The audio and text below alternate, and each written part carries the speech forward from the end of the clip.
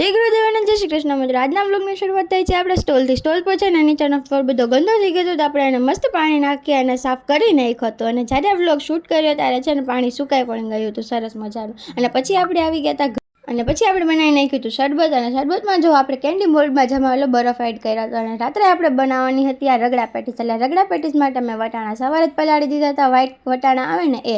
અને પછી એક કુકરમાં વટાણા, એક કુકરમાં બટેકા અને એકમાં છે ને આમલી પલાળવા રાખી દીધી હતી। અને મસ્ત મજાની આમલી પલળી ગઈ એટલે આપણે એને મિક્સરમાં પીસી લીધી અને એને ચાળી લીધી। આ ચટણી બનાવવામાં છે ને તમારે મરચું, પછી ધાણા જીરું ને લસણ ને બધું એડ કરવું હોય તો એડ કરી શકાય, પણ મને આ બધું પસંદ નથી એટલે મેં ખાલી છે ને શુગર અને નમક એડ કરીને ઉકાળી લીધી હતી।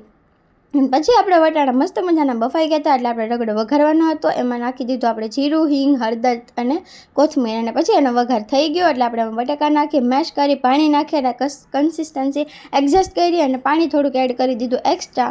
અને પછી જો આ બનાવવામાં છે ને તમારે ખડા મસાલા એડ કરવા હોય વઘારમાં, તમાલપત્ર છે, પછી ચક્રફૂલ, લવિંગ, એ બધું તો તમારે કરી શકાય। અને ખટેશ માટે છે ને મેં આમાં આમલી એડ કરી હતી। અમારા ઘરે બહુ ગરમ મસાલા યુઝ નથી થતા એટલે અમે એડ નથી કર્યા।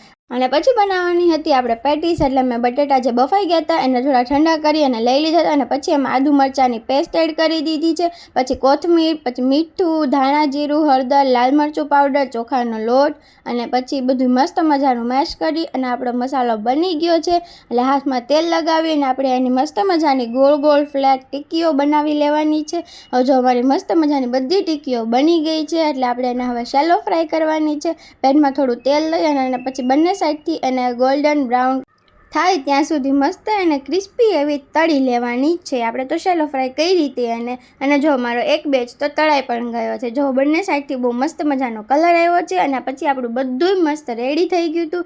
રગડો, પેટીસ, આ છે ધાણા અને ફુદીનાની ગ્રીન ચટણી, આ છે આંબલીની ચટણી જે મીઠી, અને પછી આ છે ડુંગળી, ટમેટા અને સેવ।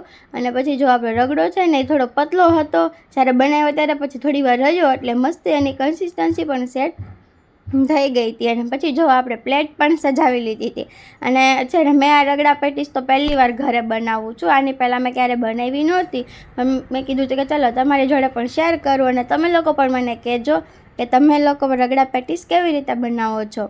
તો જો આપણે મસ્ત પ્લેટ સજાવી લીધી છે। ખાટી મીઠી ચટણી હોય તો બહુ મજા આવે। તો ચાલો આપણી પ્લેટ રેડી થઈ ગઈ છે। હું તમને ટેસ્ટ કરીને પણ બતાવીશ। જો મેં છે ને ટેસ્ટ કરી હતી ને તો મને તો બહુ જ ભાવી હતી અને ઘરે પણ બધાને આ પેટીસ બહુ જ ભાવી હતી। તો આપણે જો બહુ મસ્ત મજાનું સરસ મજાનું જમી લીધું હતું એટલે આપણે સરસ મજાના વાસણ પણ થઈ ગયા હતા। એટલે આપણે એને સરસ મજાના વાસણને લૂછી અને ગળવી પણ દીધા હતા અને સાંજે દ્રાક્ષ ખાઈ લીધી હતી। તો ચાલો વિડીયો ગમ્યો હોય તો લાઈક, શેર, સબસ્ક્રાઈબ, બાય।